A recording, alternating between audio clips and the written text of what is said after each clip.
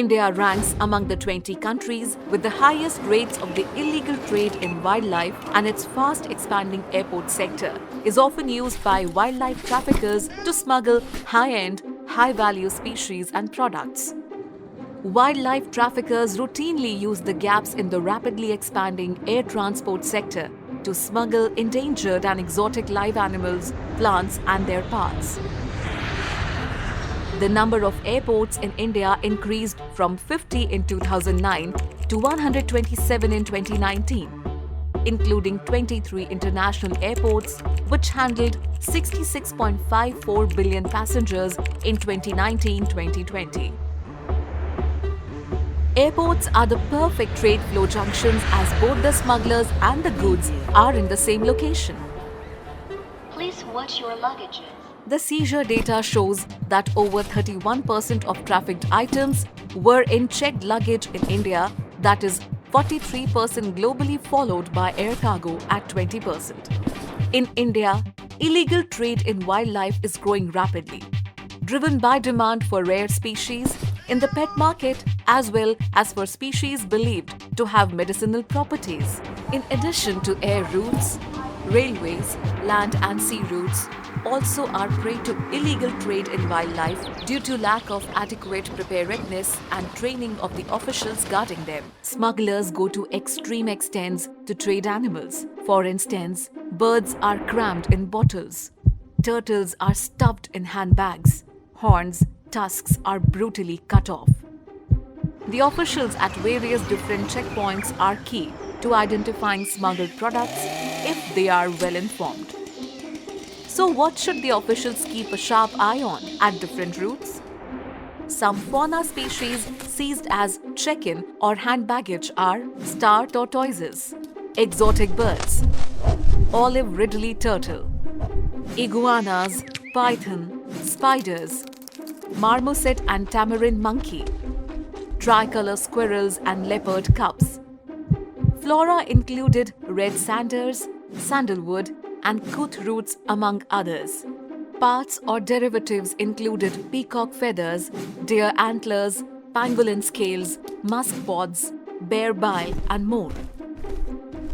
When it comes to the railways, officials must watch out for the illegal transport of star tortoises, parakeets, civet, leopard skins, pangolin scales, snakes and lizards, live turtles, ivory items.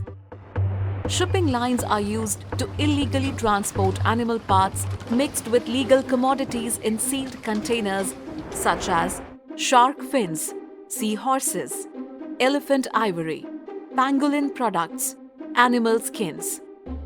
A large number of specimens of wildlife were also recovered from a roadside ditch on the Agra-Delhi highway in January 2007.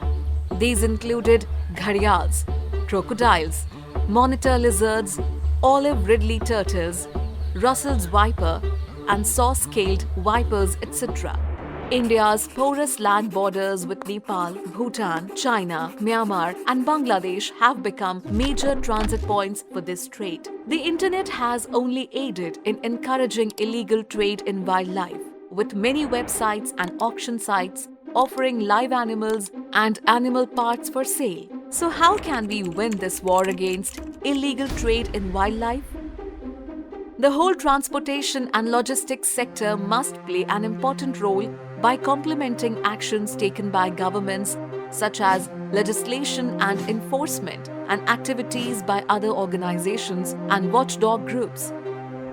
Which agencies are the key stakeholders? CITES Management Authority, Wildlife Crime Control Bureau in India, State Forest Departments, State Police Departments, Indian Customs, Indian Army and Paramilitary including Coast Guard, BSF, CISF for trans-border activities. What is the way forward? A heightened level of awareness. Wildlife Crime Control Bureau in India has trained as many as 21,000 officers from different enforcement agencies in a span of 7 years and has coordinated numerous joint operations with such agencies across the nation. Along with this, it is also important to raise awareness among citizens of the risks associated with wildlife trafficking. It is also important to raise awareness among custom officials and improve cargo acceptance rules, increase screening of packages, and strengthen internal due diligence. Together, we can stop illegal trade in wildlife on its tracks and block all exits for poachers.